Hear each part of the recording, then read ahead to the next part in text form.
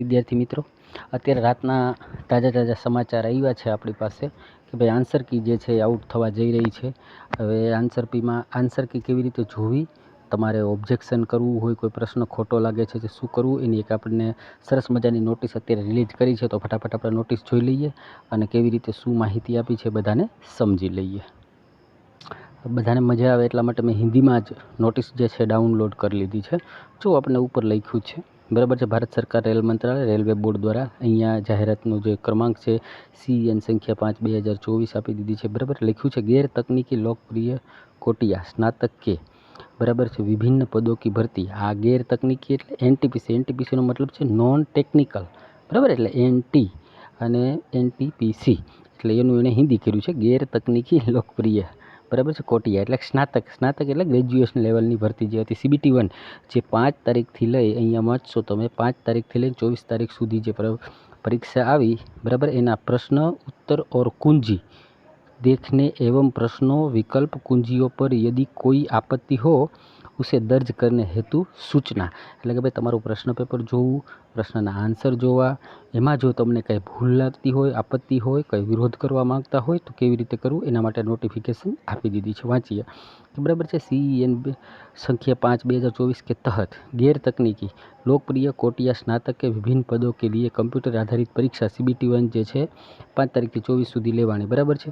પછી એમ કહે છે पुनर्निर्धारित CBT1 में उपस्थित होने वाले उम्मीदवार को अपने प्रश्न पत्र, प्रतिक्रिया और उत्तर कुंजियाँ देखने में सक्षम बनाने के लिए RRB वेबसाइटों पर लिंक उपलब्ध किया गया है जो 1 તારીખ, બરાબર છે. હવે આપણે મેઇન વસ્તુ જે છે આપણા માટે કામની શું છે તો કે ભાઈ 1/7થી સાંજે 6 વાગ્યાથી લઈ અને 6 તારીખ સુધી, બરાબર છે, રાતના 11:55 સુધી આ જે લિંક છે એ ઉપલબ્ધ રહેશે.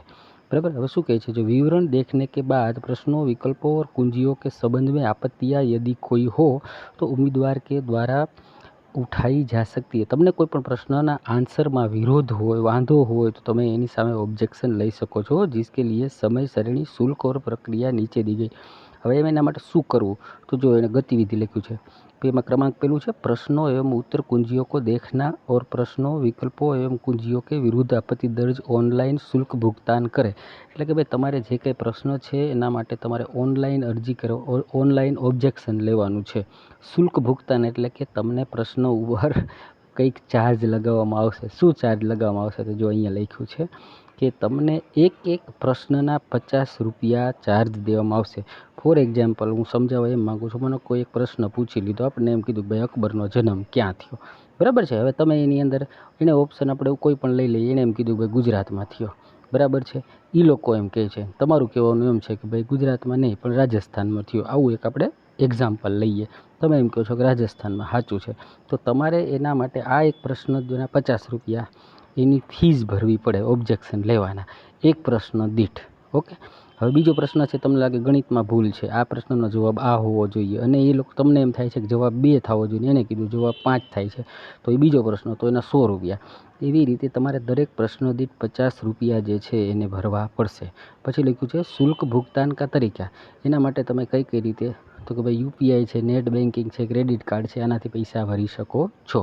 ઓકે. તો आपत्तियां दर्ज करने की प्रक्रिया, હવે એ આખી એને સૂચનાઓ જે છે આધિકારિક વેબસાઇટ પર દી ગઈ લિંક કે ઉપલબ્ધ હોગી. એટલે તમે જ્યારે લિંક ખોલશો તો તમને એમાં દર વખતે કેવું કરે છે કે ભાઈ તમારો કન્ફર્મેશન નંબર નાખવાનો અને પાસવર્ડમાં નીચે તમારી જન્મ તારીખ. એટલે આ ખોલશો ને એટલે તમને એક મોટું બધું આવું એક પેજ ખુલશે. એમાં પહેલાં તો તમારું પ્રશ્ન પેપર આવશે.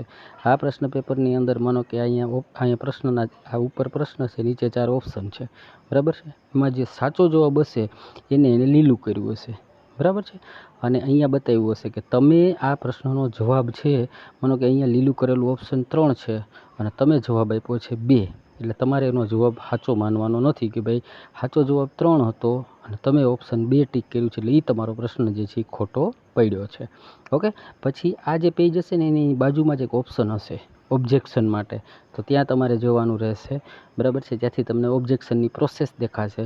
એટલે બાકી હું કાલથી જો આ તારીખ 1થી ચાલુ થાય એટલે હું તમને કોઈકનું લાઈવ બતાવીશ. જો કોઈ વિદ્યાર્થીને મને ID પાસવર્ડ આપશે તો આપણે લોગિન કરીને શું કરવું, કેવી રીતે કરવું એ પણ હું તમને બતાવીશ. અત્યારે તમારા માટે ઇમરજન્સીમાં સમાચાર હતા એટલે મને થયું અત્યારે વિડીયો બનાવી અને આપી દો. હવે આનાથી સમજવાનું શું એનો મતલબ છે કે એનટીપીસી જે છે આ લોકો આખા સક્રિય, મેં આજ સવારે વિડીયો બનાવ્યો ત્યારે જ કીધું હતું કે લગભગ અઠવાડિયામાં આપી દેતા હોય છે, બરાબર. આજે જ વિડીયો બનાવ્યો હતો, 25 પૂરી થઈ તો આજે 30 થઈ, એટલે કે આ 5-6 દિવસની અંદર એણે જાહેરાત કરી દીધી.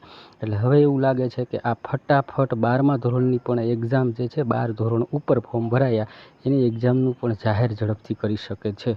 આ તૈયારીમાં ધ્યાન રાખજો ને એની પરીક્ષા પતે એવું વાહે પાછળ ગ્રુપ ડી વાળાનું પણ આવી જ રીતે ધડાકો આવી શકે છે. એટલે ભાઈ તૈયારીઓ છે એ છોડતા નહીં, તમે તમારી પ્રોસેસ ચાલુ રાખજો, તૈયારીઓ ચાલુ રાખજો. ક્યારે ધડાકો થાય ને પછી આપણને એમ થાય કે ઓહો હજી મારે આ કરવાનું રહી ગયું. ઘણા પૂછે સાહેબ ડેટ આવી. અરે ભાઈ કાલે જ માનો કે ડેટ આવી જાય, 1 તારીખથી એક્ઝામ ચાલુ, તો એ વિચારો શું તમારી તૈયારી પ્રોપર છે, તમે સીધા પરીક્ષા દઈ શકો એમ છો? જો નથી, બરાબર છે, તો તમારે હજી તારીખની કરતાં તૈયારી ઉપર ફોકસ કરવું જરૂરી રહેશે. ઓકે મિત્રો, તો માહિતી મળી છે તો મેં ફટાફટ તમને શેર કરી દીધી છે.